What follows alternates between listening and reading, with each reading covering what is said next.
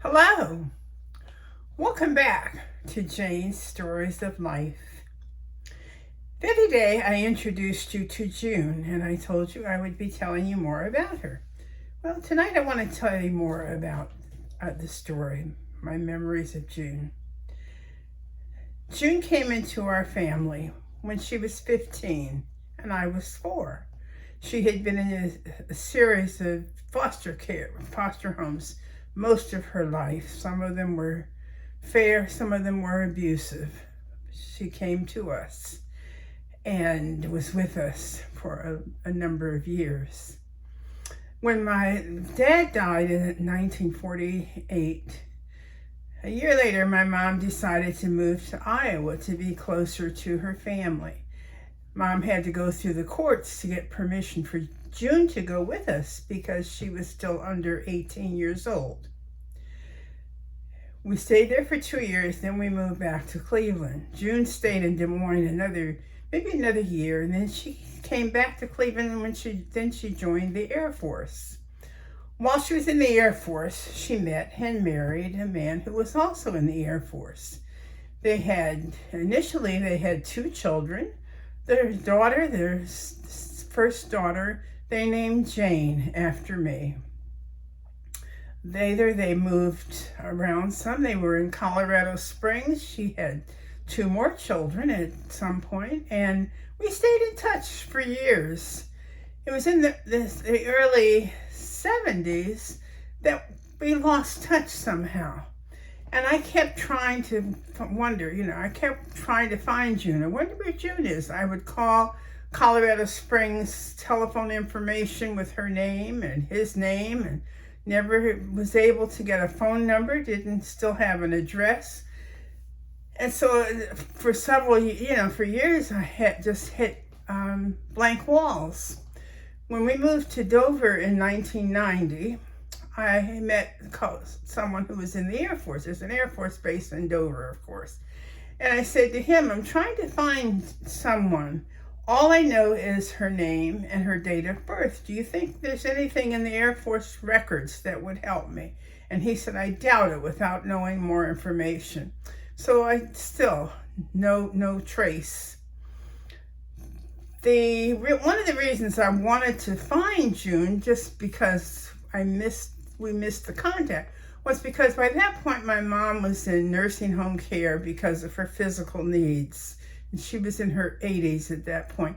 And I thought it would be so wonderful if somehow we could locate June and they could, be in touch. Well, in 1996, one Friday night, I had a phone call from my cousin Marie. And Marie said to me, Jane, I found June. And it was quite a startling thing. How? Why? What happened? As it turns out, June had been very active in the American Legion. That weekend, she was in Colorado. I'm not sure where she was. But anyway, she was at an American Legion conference of some kind. And she met a man whose name was Cecil Reed. Cecil had written a book entitled A Fly in the Buttermilk, telling of his experiences growing up Black in the state of Iowa.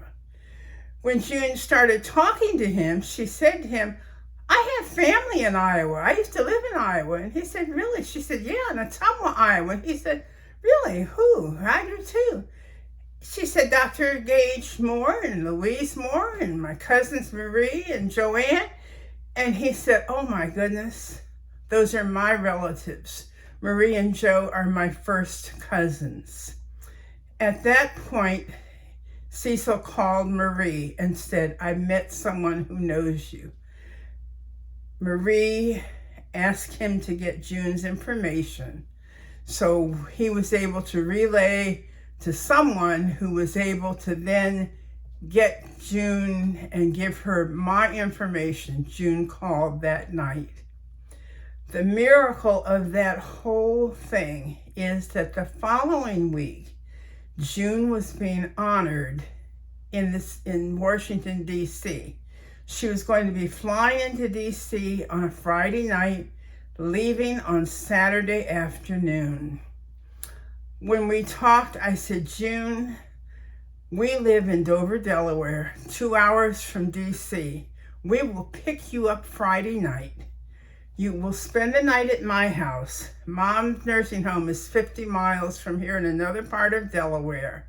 We'll see her on Saturday, then we will get you back to the airport in time to get your flight home.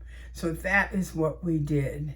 And the beauty of that was that June was able to talk to my mom and ask my mom questions about a recurring nightmare she had had for years. Oh, by the way, I'm sorry, I left something out.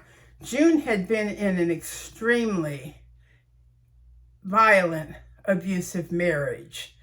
And somewhere along the line, they had divorced. She had remarried. She had a different last name, which accounted for the fact that I was not able to find her during that time. Well, back to what I was saying. When June told my mom about these dreams that she had about something that happened in her childhood, my mother was able to confirm, yes, June, that was the reality. That did happen. My mom was 86 at that point. She had physical needs, but her mind, mentally, she was in better shape than I was. So anyway, during that visit, June was also able to say to my mom, you saved my life. At that point at 15, June had attempted suicide and was going to be institutionalized. And that was how my mom, who was a caseworker, heard from June's caseworker that June was a person who needed a home. From that point on, June and I stayed in touch. June eventually moved to Raleigh, North Carolina with her youngest daughter, Joy. And I visited through down there several times. We were in constant contact with one another. June wrote a book entitled Give Up or Get Up, about her ability and God's help to survive the marriage that she was in and survive many other things in her lifetime. Her book was dedicated to my mom and to me. June died in 1920. Oh, wait, I'm sorry. A year after that visit with my mom died at age 87. So it was a blessing that she and June were able to spend that time together that Saturday before we took June back to the airport. As I said, June died in 2018. Her daughter, Joy, in Raleigh, and I are very close. Joy calls me probably once a week. I've been in contact with Jane and Rodney and Rusty, the other two children. But Joy and I have a very special relationship, and it's just God was at work in making sure that those puzzle pieces were put back together. So it's one of those, I consider it a miracle. Cherish your memories and pass them on.